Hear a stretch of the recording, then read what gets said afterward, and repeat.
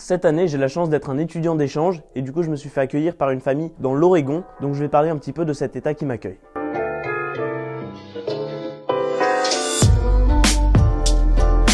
L'état de l'Oregon est situé sur la côte ouest, entre la Californie et l'état de Washington, attention l'état, avec 9 heures de décalage horaire et 8500 km avec la France, et il est bordé par 500 km de côte avec l'océan Pacifique. Cette côte est principalement caractérisée par la Cannon Beach, la plage où s'est achevé le périple de Lewis and Clark, mais aussi par ses villes balnéaires comme Florence ou Newport, sans oublier ces fameux points d'observation de la migration des baleines. Près de 4 millions d'habitants y vivent, ce qui est très peu pour un territoire qui fait près de la moitié de la France, mais de plus en plus d'Américains et d'étrangers se tournent vers cet État. C'est le 33e État à rejoindre l'Union en 1859 et il est représenté au Congrès par des démocrates depuis 1988. Son économie repose en grande partie sur le secteur primaire, à travers l'exploitation de céréales, de fruits et de légumes, mais aussi l'élevage de volailles, de bovins avec la viande et le lait, et l'élevage de saumon. L'exploitation forestière constitue aussi une ressource non négligeable. La plus grande ville est Portland, la capitale est Salem, et c'est à Eugene que se situe l'Université d'Oregon, où il se trouve par exemple les équipes officielles de football américain, de basketball ou de baseball, qui vont jouer dans les matchs opposant par exemple la Californie à l'Oregon. Cette équipe, c'est les Ducks. Wow. Et du coup, pour Noël, mon père d'accueil m'a offert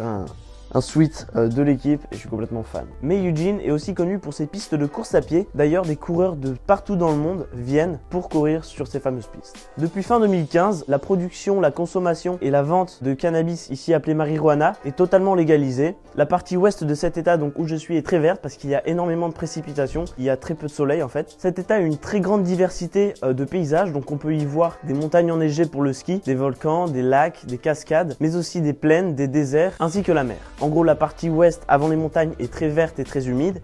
Et après les montagnes, ça va être quelque chose de beaucoup plus aride avec quelques déserts. Donc dans l'ensemble, on va y retrouver quelque chose d'assez similaire à la France et on va pouvoir y faire du vélo, de la randonnée, de la chasse, de la pêche ou même de l'alpinisme. D'ailleurs, si vous y allez en vacances, je vous invite à aller voir le Crater Lake qui est très connu. En fait, c'est le lac le plus profond des États-Unis avec 592 mètres de profondeur qui s'est formé dans le cratère d'un volcan avec une île au milieu. Lors de son éruption, il y a plus de 7000 ans, des Amérindiens vivaient déjà sur ces terres et vivaient en fait de la cueillette et de la chasse. C'était pour nous le niveau des hommes des cavernes. Le récit de la catastrophe s'est transmis de génération en génération à travers de vieilles légendes amérindiennes. La campagne est très sauvage, donc avant de partir tout seul en montagne, il faut vous renseigner sur la faune avec les coyotes et la flore car il y a pas mal de plantes très urticantes et tous les ans il y a des inconscients qui, à cause du manque de préparation et d'information, y restent. J'espère que cette vidéo vous a plu, si c'est le cas n'hésitez pas à la partager, à mettre un petit like et à vous abonner.